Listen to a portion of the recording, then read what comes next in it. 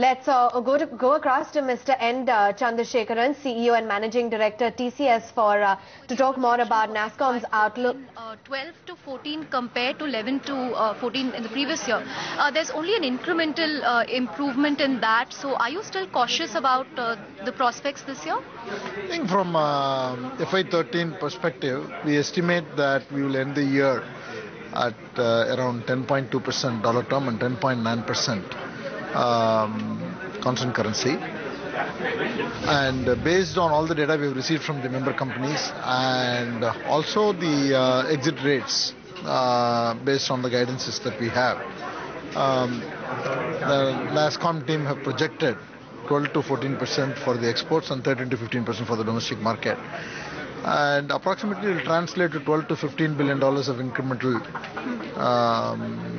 revenues, which I think is a pretty credible number. And I think it's good to start at this number, and as we move forward, I think obviously you can calibrate it. But do you expect an improvement in the second half of the year? Everybody's talking about how the second half could see a big turnaround in terms of spend. So do you see that happening, and will there be an upward revision of your initial estimate? I really cannot comment on that. From my own personal experience is that we have typically been front-ended, and but we need to wait and see, because this year most companies are coming out of a year where they have prepared themselves for growth. So we need to wait and see. But I think overall I remain pretty positive, and all the signals that I'm getting from the channels are very encouraging, and companies are spending, discretionary spend is happening, and the feedback from the ground in general is positive. So I think that industry will do well this year. But in terms of visibility of demand, Infi has said that it doesn't have great visibility. Even Cognizant last year said that these are only initial, last week said that these will only be an initial estimate. So what is really giving you the confidence, and is visibility better this year compared to the previous year? See, it's very difficult for me to comment on individual comments, and I also do not want to take a TCS perspective.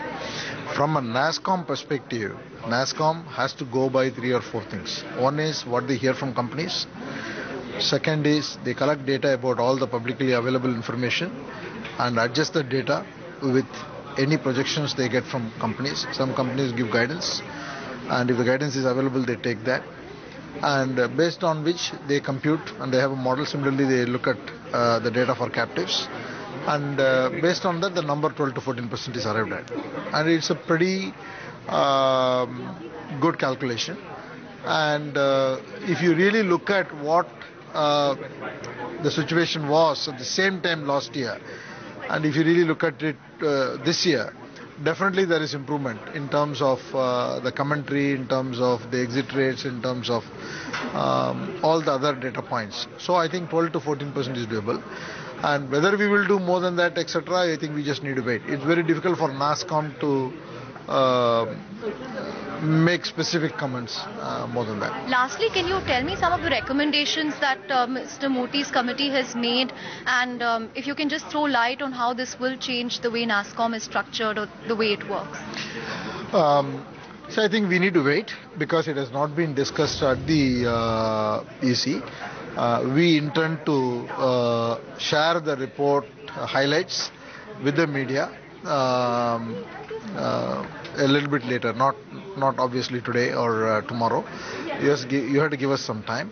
I think there has been a very rigorous work that has been done by Mr. Moti and other members of the committee, so we will definitely like to share.